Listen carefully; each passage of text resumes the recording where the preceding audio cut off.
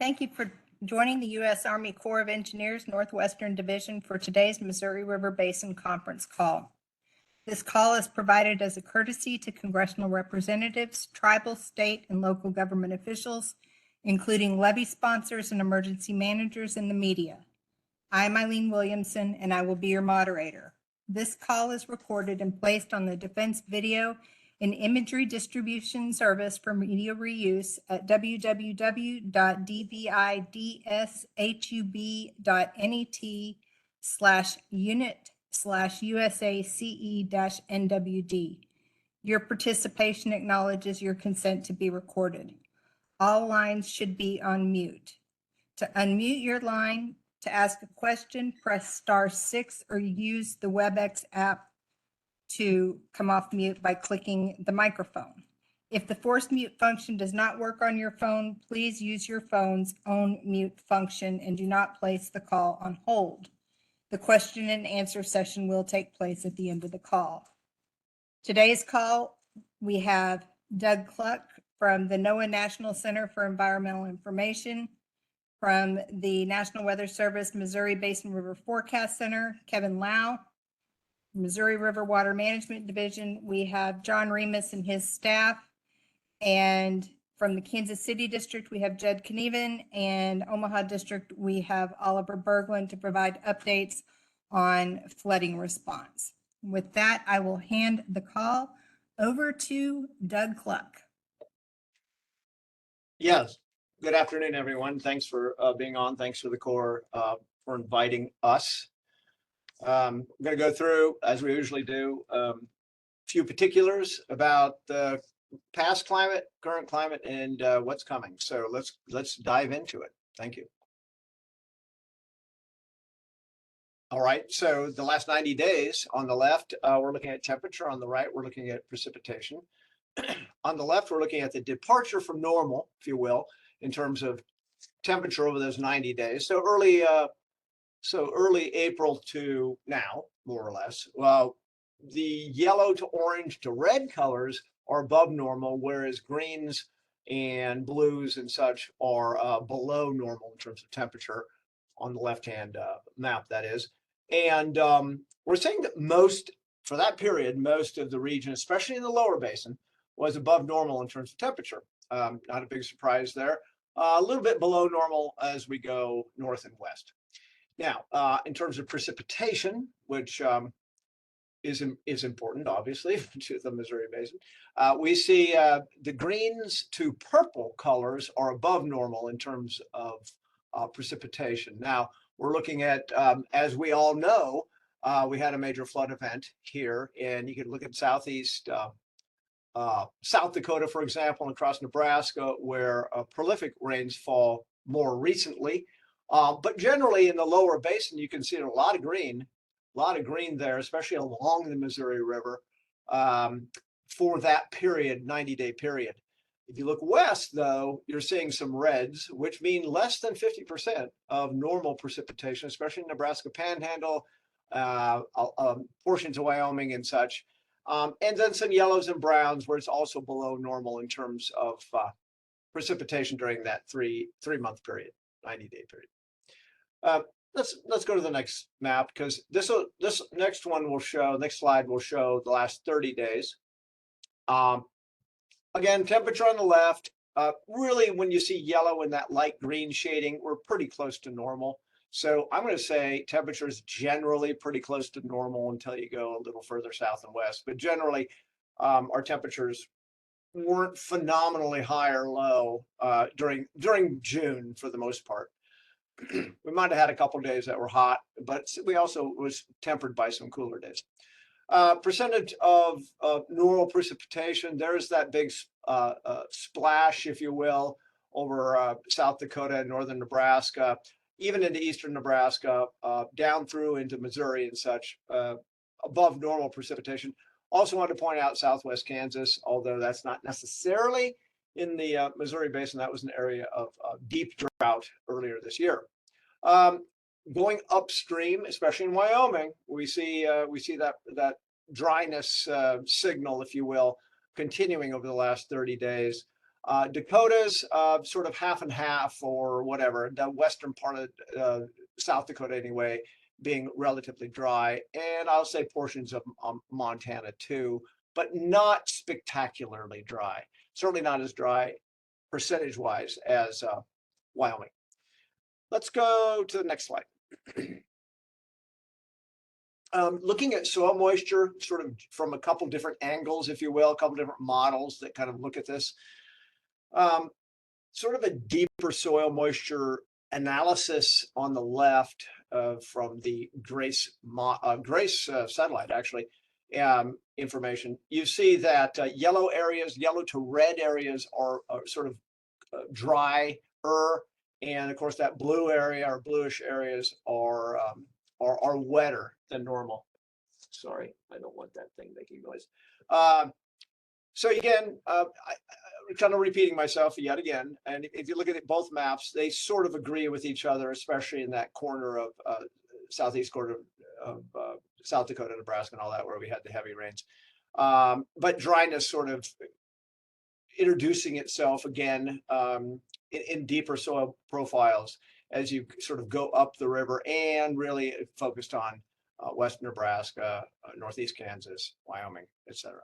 So I wouldn't say it's phenomenally dry anywhere, but you know, conditions can change, especially this time of year, pretty quickly. Next slide. Here's the outlook for the next 7 days, all totaled up, accumulated, however you want to say it. We're looking pretty. I'm going to say this is a fair. It looks like there's a lot of green, but a lot of that's, I'll call that meaningless green. In other words, that first category of green, which is covering a whole lot of the basin and states, is a hundredth of an inch to a tenth of an inch. So we're talking really light rains for the most part, if they happen at all. This is the time of year also where we get those convective thunderstorms, and you may get an inch or 2 or 5 if you're right underneath it, but you also most likely are going to miss most of the rain in most places. So isolated precipitation is common from now until September. That's just the way it is in the summertime around here. So overall, next 7 days, I'll say relatively dry. There are some places in across Missouri that look a little wetter, and in Colorado that look a little wetter. Maybe some monsoonal moisture or tropical moisture coming up there. Not sure exactly what that is, but nothing outstanding here in terms of keeping us really wet or anything like that. Next slide. Here's the week 2 outlook for temperature on the left and precipitation on the right. We see that, I'll call it a signature of well above normal temperatures based in Montana. Not really a great thing if you live up there. Sorry about that. And all those kind of warmer colors, kind of that tan to red, are all indicating a lean towards warmer than normal conditions. Actually, a very strong lean towards warmer than normal conditions, maybe even hot conditions up in Montana, much above normal. On the right-hand side, you see the precipitation probabilities in a very sort of, I'll call it a weak signal towards dryness. Upper Basin, mostly the Dakotas and eastern Montana, and same with the wetness in Missouri and in Kansas. It's a very weak leaning towards being a little bit wetter than normal. A lot of the areas also has that near normal shading, that gray shading in it as well. So nothing, I would say again, nothing to get overly excited about in terms of precipitation that week, 17th to the 24th of July. Next slide. Looking much farther forward into the future. This is sort of, if you accumulated July, or if you added July through September all together, and then looked at temperature on the left, precipitation on the right, the tendencies here are for, there's no cooler than normal, by the way, on the left temperature. All of that area, we're under the shading of above normal probability. So the probability of being warmer than normal July through September, when you average it all out, is above normal. Okay. The darker shading there as you get toward the Four Corners area which is obviously not the Missouri Basin, but that's just indicating where the highest probability of above normal temperatures are going to be. Similarly, on the right, you can look at the precipitation outlook, and you see that sort of brownish color over much of the basin, especially the high plains and mountains. Excuse me. That's indicating that the forecasters are sort of leaning towards, well, drier than normal conditions over that time. That's really also indicating for those in the business here that the monsoon will not be a very strong one in the southwest, meaning that precipitation will be lacking across that area, which is not surprising based on some of the global circulation models. So a little bit drier for the next is a lot more likely for most of the basin for those 3 months, all accumulated. Next slide. So 3 drought maps here. First one on the left is the current drought monitor map. We see that yellow, by the way, is sort of abnormally dry. It's not an official category in terms of drought. So it's sort of saying, hey, it's getting dry here. We need to watch this area. That's the yellow color. So it is getting dry across a lot of the portions in the west. It's not surprising based upon everything we've just seen. And there's still some of that. But as you sort of translate down into Kansas and such, but most of the basin, especially the middle to lower basin, is quite, well, relatively wet compared to where we normally are. And there's some statistics over there I won't go into on the right if you really want to look at past years or past year and how things have changed over time. A better indication of how things have changed over the last 13 weeks is in the upper right corner, where you see green colors, drought has improved. Where you see, by the way, where you see white, there's no change because there never was any drought there in the first place, most likely, since this began in April 9th through July 9th. This is the change map. So where you see yellows and sort of browns, that's where drought has gotten worse. And where you see greens, drought has gotten better. Okay.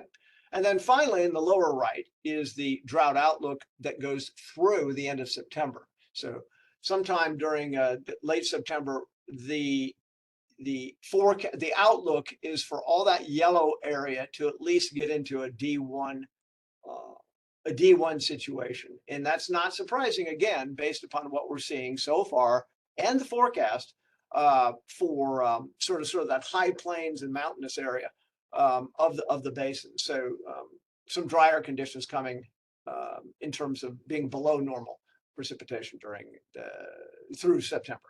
Okay. And I think the next slide might be the last one. Yeah. So just to sum everything up, I didn't talk about El Nino or La Nina. We're currently in a neutral situation between the two. The forecast is that we will transition to a La Nina state by late summer or early fall. So we're sort of saying September, October, that kind of thing. We can go into that, what that means, if you have any questions about that later. But there has been some really good drought, really good recovery from drought, especially in the lower basin, and I'd say mid basin. Some increase in coverage, though, in terms of drought in the high plains. Last 30-day temperatures near normal. Okay. Outlook next 7 days, relatively dry and hot. I didn't talk about the hot, but just wait till Sunday, Monday, especially around here in Kansas City. It's going to be unbearable. But generally, we're seeing warmer temperatures move in. Some of that heat from the west is sort of shifting this way, a little further east. Week 2, temperature still trending above normal, especially I think it was Montana, right, with the center of heat. Precipitation chances are slightly decreased across the upper basin, slightly increased far southern basin. Long-term increased chances for above normal temperatures across the strongest in the upper basin, but also the whole basin, the whole area will be likely see above normal temperatures, and then increased chances for below normal precipitation, especially in the western basin, most of the basin actually in this case. I'll also remind folks that next week on Thursday at 1 p.m. Central, we will have a webinar covering this in more detail. Not just the Missouri Basin, but the whole upper north central part of the US. Thank you very much. Thanks, Doug. And we'll hand it over to Kevin Lau. All righty, good afternoon, everyone. As Doug said, I too wish to thank the Corps of Engineers for the invite for the Weather Service to participate on this call.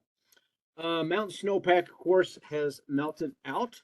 Looking at the National Weather Service water supply outlooks, the last official one was June 1, but we still run them, and it's for the period April through September, and it looks like most of the mountainous west is woefully below normal, with the exception of the South Platte. South Platte looks like it might come out in September with a near average, maybe even above average, April through September volume. But the rest of the mountainous west looks kind of bleak as far as the volume goes. As Doug mentioned, of course, the flood focus for the basin this past month was the late June event, centered basically on Sioux Falls, South Dakota. 3-day rain totals in excess of 17 inches were reported just south of Sioux Falls. The National Weather Service's Hydrometeorological Design Studies Center, it's a mouthful, but they're the folks back at headquarters who publish precipitation frequency atlases for the nation. They're the ones that say, well, a 100-year, 24-hour amount for this town is X number of inches, and the 50-year, 2-day amount is this amount of rain. So they do studies on extreme events, and so they were requested, and they did perform an analysis on the June event there in South Dakota and Iowa, and they estimated the annual exceedance probability for that event as being less than a 0.1%, or as is commonly referred to as the 1,000-year event. So that was for the precipitation. So that precipitation did lead to the setting of several new river stage records along many rivers in that general area, including the Big and Little Sioux Rivers, the Floyd, the Vermilion, and the Rock River. Some of these new records exceeded the former stage record by several feet. I think the largest one was like 7 feet or so above the former record. So tragic, impressive. This event also resulted in flooding along the Missouri River itself from Sioux City down to the mouth. In addition to the flooding stemming from that late June event over South Dakota and Iowa, we also saw some tributary flooding in eastern Kansas and central Missouri due to other thunderstorm events as well over the past month. Looking forward, and I do apologize for the graphic that I have here, it's a bit dated. We run these outlooks typically once a month, and the outlook that you see here, the map that you see here, was from the execution that we did in late June, right after the event. So several of the rivers were already in major flood category when we ran this scenario. So basically, what is still valid going forward would be the eastern Kansas and across Missouri, where we would still expect, and I checked the numbers just a while ago, we still do expect, as is typical, on again, off again, tributary flooding in eastern Kansas and across the state of Missouri. We do not expect, or it is not likely, that we would have resumed flooding on the Big and Little Sioux, the Floyd, the Vermilion, the Rock, all those colors that you see in South Dakota, Nebraska, Iowa. That is what you see here has already happened. So going forward to the end of September, we do expect flooding in Missouri and in eastern Kansas, possibly even some minor flooding on the Missouri River itself due to future thunderstorm activity below Kansas City. And with that, I think that concludes my flood briefing for today. Back to you, Eileen, and thank you. Thank you, Kevin. And John Remus. Can you hear me, Eileen? Sure can. I had muted you earlier, but it looks like you got yourself back off mute, so you're good. All right. All right, thank you. Good afternoon, everyone, and thank you for joining us. Also, a big thanks to Doug and Kevin for providing their insights as to what the future may hold. As Eileen said, I am John Remus, Chief of the Missouri River Basin Water Management Division. Our office is responsible for regulating the Missouri River main stem reservoir system. This is the 7th of our 2024 monthly stakeholder calls.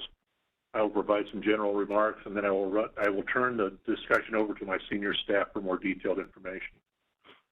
As always, I want to assure people in the basin that the U.S. Army Corps of Engineers remains fully committed to our flood risk reduction mission, protecting people and businesses when we can from significant runoff events that pose a threat to human health and safety. Life safety is the Corps of Engineers' priority. As Doug and Kevin both mentioned, since our last call that was held on June 6th, there's been a major flooding event on the Missouri River Basin, on the Missouri River main stem, and on a number of the uncontrolled tributaries in eastern South Dakota and northwestern Iowa. This flooding was caused by excessive rainfall that fell from June 14th through the 23rd across a wide area and is below the main stem reservoir system. This same storm produced large amounts of rainfall and runoff in the Niobrara River Basin. The Niobrara River Basin is the major tributary to the Gavins Point Reservoir. The Gavins Point Reservoir has a very limited amount of flood control storage. The high runoff from the Niobrara River, coupled with the limited flood control storage, did not allow us to reduce releases from Gavins Point. We did, however, significantly reduce flows from Fort Randall Dam, which is the dam just upstream from Gavins Point. The combination of reduced flows from Fort Randall and transferring some of the Gavins Point discharge from the powerhouse to the spillway allowed us to maintain flows at the pre-flood level rather than having to increase releases, which would have added to the peak. Once the inflow to Gavins Point Reservoir returned to more normal, we reduced releases, which allowed us to reduce the flood duration slightly. Recent flooding underscores how important it is to understand that the volume, timing, and location at which runoff enters the system significantly impacts the timing and amount of water released from the reservoirs. While the recent flooding shared some characteristics with the 2011 and 2019 floods, this flood was different. Some places, such as southeastern Union County, South Dakota, were significantly different, while other places were only slightly different. Each runoff season or flooding event is unique. Care should be taken when comparing one event to another. We at the Corps of Engineers understand the importance of the Missouri River in providing water for irrigation, municipal, and industrial uses throughout the basin. We operate the system to meet the water supply requirements of the basin to the extent reasonably possible. There is presently and will be adequate water in the reservoirs, in the river reaches between the reservoirs, as well as below the system to serve all of the water supply needs. I want to remind everyone that the Corps of Engineers does not provide or guarantee access to the water. Maintaining access to the water is the individual facility owner-operator's responsibility. Further, we will continue to meet our statutory obligations to operate the Missouri River main stem reservoir system for all of its authorized purposes, as described in the Master Water Control Manual. We will also comply with all laws and the provisions of the 2018 biological opinion. As part of the Endangered Species Act compliance, we have been and are presently conducting a flow test from Fort Peck Dam. This test consists of several components. An attraction peak flow that was conducted in early May, a retention period between the peak flows, a second spawning peak flow that began on June 19th, peaked around June 26th, at a discharge of 20,000 CFS. The peak was held for 3 days, and then flows were gradually reduced to a drift flow of 8,000 cubic feet per second on July 7th. The drift flow will be held until approximately September 1st, at which time we will resume normal operations from Fort Peck. The runoff forecast, which will be discussed in more detail in a few minutes, has improved steadily through the spring due to normal to above normal precipitation over a good portion of the upper basin. The projected reservoir releases and pool levels that are presented are based on the best available information. Actual conditions may be different. This concludes my opening remarks. Thank you very much. I will now turn the discussion over to Ryan Larson. Thanks, John. I'm on slide 14. The 2024 calendar year runoff forecast for the upper Missouri River Basin above Sioux City, Iowa, which is highlighted in red, is 24.6 million acre-feet, or 96% of average. The current month's forecast is 3.6 million acre-feet higher than the June 1st forecast, with 2.6 million acre-feet of that increase from higher than forecasted June runoff. Moving to slide 15. The 2024 calendar year forecast reflects current improved soil moisture conditions in eastern portions of the basin, current higher than normal stream flow, and the Climate Prediction Center's, or CPC, outlooks. Observed June runoff above Sioux City, Iowa was approximately 120% of average. However, the runoff above Gavins Point Dam was only 82% of average, with runoff in the Fort Peck to Oahe reaches being approximately 50 to 90% of average. Moving to slide 16. The above average runoff above Sioux City, Iowa was mostly due to runoff in the Gavins Point to Sioux City reach that saw extreme rainfall produce record stages on many tributaries in eastern South Dakota, western Iowa, and western Minnesota, resulting in runoff approximately 680% of average. This map shows the estimated rainfall return intervals for the highest 7-day rainfall amounts between June 14th and 23rd compared to NOAA Atlas 14's frequency estimates. Large areas in South Dakota, Iowa, and Minnesota saw rainfall totals estimated to be between a 1 in 100-year event to less than 1 in a 1,000-year event. Runoff in the reaches below Oahe Dam are forecasted to be above average for the next month as the floodplain continues to drain, keeping tributary flows higher than average.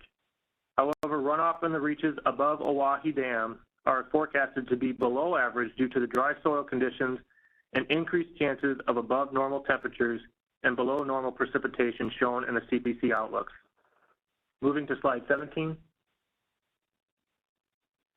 Mountain snowpack peaked below normal and approximately a week earlier than normal at 73% of average and 82% of average in the above Fort Peck and Fort Peck to Garrison reaches respectively.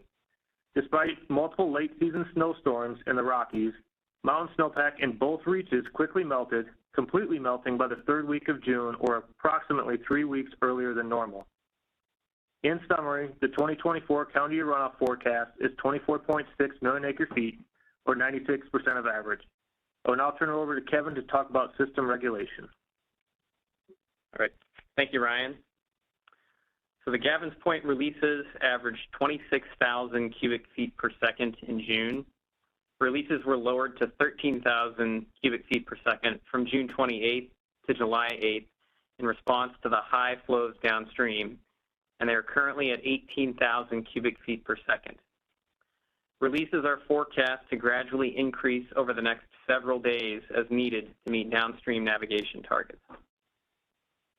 This slide shows the system storage is currently at 57 million acre-feet, or 0.9 million acre-feet, above the base of the annual flood control zone. System storage increased about 2 million acre-feet since the beginning of June. The basic simulation uses the runoff forecast that Ryan just discussed. Due to the amount of variability that can occur over the next several months, we also develop an upper and lower runoff that are then used in the upper and lower basic simulations. These simulations provide a range of reservoir elevations and releases that may be expected under the different runoff scenarios. The discussion to follow will focus on the basic or most likely simulation. Information on the other studies is posted on our webpage. Moving on to slide 20, Fort Peck and Oahe are currently 4.1 and 3.2 feet below the base of their respective flood control pools. Garrison is 5.4 feet above the base of the flood pool, and Fort Randall is 10.8 feet above the base of the flood pool. Fort Peck Reservoir has been declining since early June, and I will discuss the Fort Peck releases on a later slide. Garrison Reservoir is peaking near 1843, and releases will remain at 22,000 cubic feet per second this summer. Oahe Reservoir is currently at elevation 1604.3 and rising. Peak releases are expected to average about 33,000 cubic feet per second this summer. I am now on slide 21, which details the Master Manual system storage checks. The service level is used to determine releases from Gavins Point Dam to support navigation, and in combination with the bank stabilization and navigation project to help provide the downstream navigation channel. The July 1 system storage check resulted in no change to the navigation flow support level.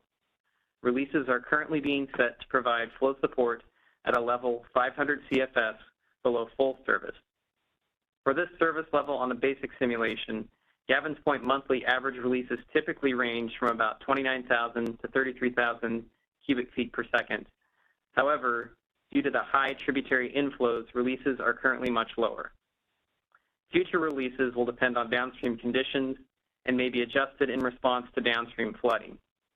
The effectiveness of the reservoir system to reduce peak stages along the lower river diminishes as you move downstream due to the travel time. The navigation flow support season length is also based on the July 1 system storage. That check indicated there would be a full-length flow support season ending December 1st at the mouth of the Missouri River. Now on to slide 22. Test releases from Fort Peck to assess the potential benefits of alternative management scenarios for the pallid sturgeon were implemented starting at the end of April. The second period of higher Fort Peck releases has been completed. The target flow for the second peak reached 20,000 cubic feet per second at Wolf Point, Montana on about June 24th. Fort Peck releases are currently 8,000 CFS and will remain at this rate until mid-September. The water released from Fort Peck is being captured in Garrison. The releases from Gavins Point are unaffected due to the flow test. We are hosting weekly virtual meetings during the flow test to update the public on test progress and planned operations. More information can be found on our website, and information related to the flow test can be submitted using the links on the bottom of the slide. On to slide 23. Energy generation at the main stem dams under the basic simulation is 7.8 billion kilowatt hours, and the long-term average is 9.4 billion kilowatt hours. And finally, my last slide, which is 24. This is the Missouri River Basin weekly update, which is found on our website at the address shown on the top of the slide. This web page gives a general overview of the current conditions in the Missouri River Basin and is updated weekly, usually on Tuesday morning. That concludes my comments, and Eileen, I will turn it back to you. Thank you, Kevin. We will move to the question and answer session. Your participation acknowledges your consent to be recorded. To come off mute to ask a question, press *6 or use the microphone in the WebEx app. Please be sure to state your name and the organization that you represent. I'm going to go in alphabetical order by state, starting with Iowa. Okay, Kansas.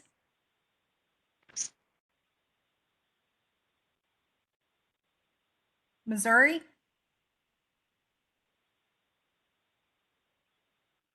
Oh, you know what? I missed something and I apologize. I'm going to go back and allow Kansas City District to provide an update of flood fighting, and then we'll move to Omaha. You hear me? Yes, sorry about that, Judd. That's okay. That's okay. Good afternoon. I'm Judd Knieven. I'm the Emergency Management Chief for the Kansas City District. So today we declared an end to the flood event on the lower Missouri River within the Kansas City District. Our Emergency Operations Center has returned to what we call level 4, normal operations. And with the end of the event, We also issued our notice to public sponsors regarding rehabilitation assistance for flood damage, flood control projects. And participants in the Public Law 8499 rehabilitation program within the Kansas City District will have until August 10th, 2024 to request rehabilitation assistance. As a reminder, those requests for assistance must be in writing. We've also mailed the notice to all participants in the program along the lower Missouri River from Rulo, Nebraska to Labadie, Missouri. And we've also included the lower Grand River Basin in that mailing. I have no additional comments. Thank you. Thanks, Judd. And over to Oliver in the Omaha district. Good afternoon. This is Oliver with the Omaha District Emergency Management. Just like Kansas, I just wanted to let the upper Missouri Basin know that we did send out letters to sponsors for the request for rehabilitation, and I believe our deadline is August 8th that we need to hear back from. So thank you very much.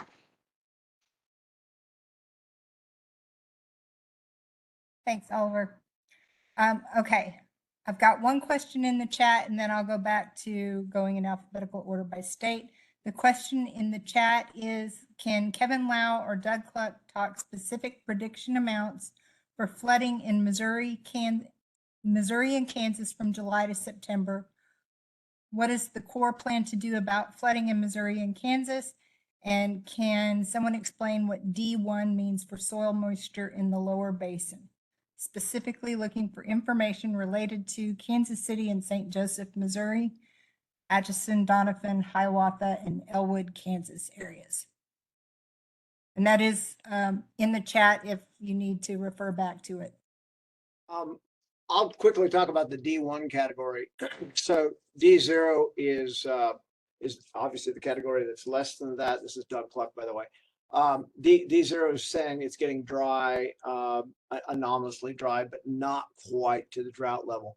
D1, if I, and Kevin or anybody else, if I'm wrong, let me know. There's a return frequency on, we think that happens, I think it's 1 in every 5 years, or is it 1 in every 2 years, whatever. There's no direct link to a particular soil moisture, although soil moisture does help us understand how things are getting drier. So there's several different things that go into it, like, you know, how much precip you have. Because when you talk about soil moisture, we're talking about the whole depth from surface down, let's say, to 3, well, sometimes even down to 6 feet. So you can have a really wet lower soil moisture or really wet top of the soil, and it means different things. So I'm not going to say we link D1 to a particular soil moisture. If you want to know more about that, feel free to email me. I'll try to help you out.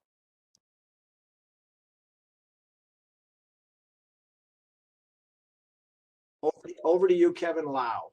I was just gonna say, thanks, Doug. We've still got a little bit more to explain, and yeah, let's let Kevin do that. Okay, thank you, everybody. Good question, Nicole.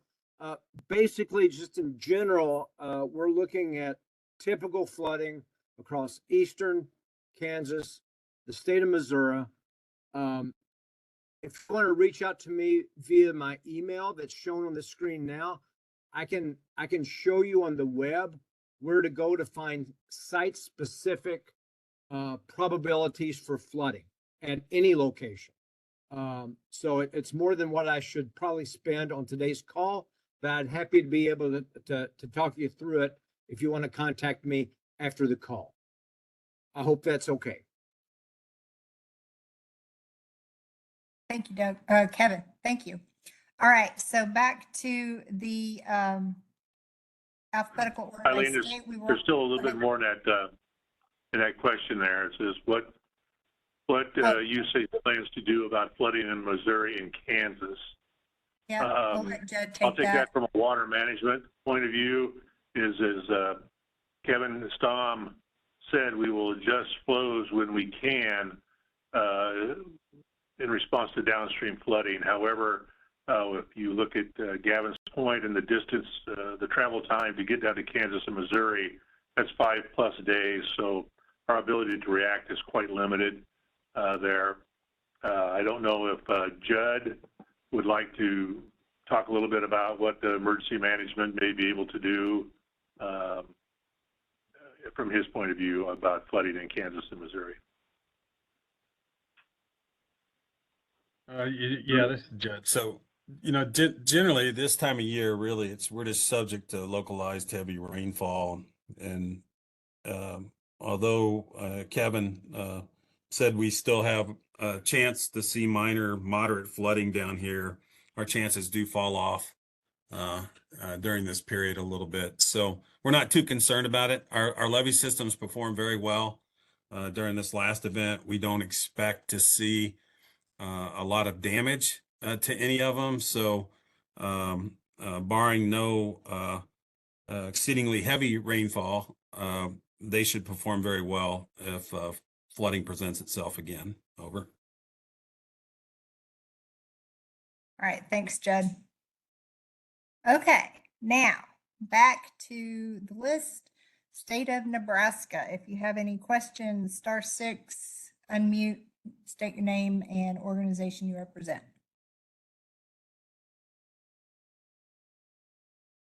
Okay, Montana.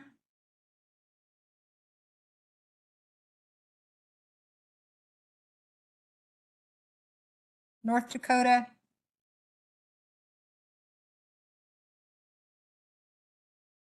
South Dakota. Wyoming. If I missed anybody or you didn't get a chance to come off mute to ask your questions.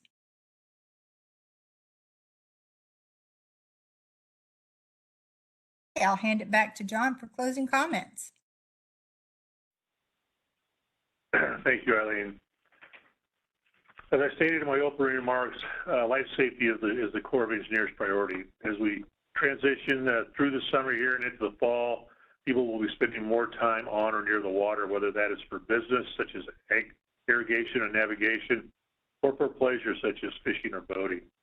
Being on or near the water can be dangerous, so please use caution and use the proper safety equipment. The danger is significantly increased during periods of high water. Also keep in mind that the meteorologic and hydrologic conditions in the basin can change and sometimes change quite rapidly. I encourage everyone to keep a close eye on the weather, access the information on the NOAA and National Weather Service websites for the most up-to-date weather forecast and information, and check out our website for information on releases from our reservoirs and pool levels. As was on the first slide, I believe, we usually end these calls after the July call, but because we are continuing with the Fort Peck flow test and we have some kind of wet conditions in certain parts of the basin, we will have an August call and possibly one in September. The August call will be on August 8th at 1 o'clock in the afternoon Central Time. Looking even further ahead, we are in the process of planning our fall public meetings. As of now, we are looking at late October or early November. More to come on that. Just wanted to give everybody a heads up on that. With that, I'll offer one last chance for questions before ending the call. Going once, going twice. That's it. With that, I will end the call. Thank you very much.